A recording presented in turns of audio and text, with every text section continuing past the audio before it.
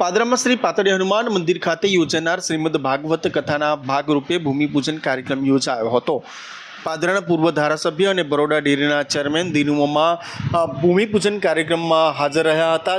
આગામી દિવસોમાં તારીખ 6/4/2025 શ્રીમદ ભાગવત કથાનું ભવ્ય આયોજન પાતળી હનુમાન મંદિરના પટાંગણમાં કરવામાં આવ્યું છે। છેલ્લા ઘણા સમયથી તડામાર તૈયારીઓ વચ્ચે આજે પાદરના પૂર્વ ધારાસભ્ય અને બરોડા ડેરીના ચેરમેન દિનેશ પટેલે ભૂમિપૂજન કર્યું હતું।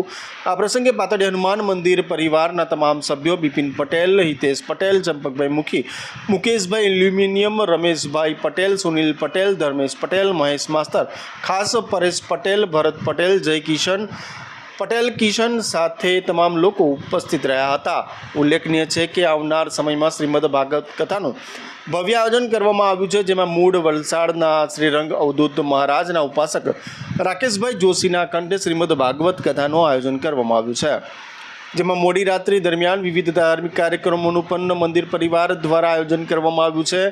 108 હનુમાન ચાલીસાના પાઠ, ભજન કીર્તન, સુંદરકાંડના પાઠ સહિતનું આયોજન મંદિર પરિવાર દ્વારા કરવામાં આવ્યું છે।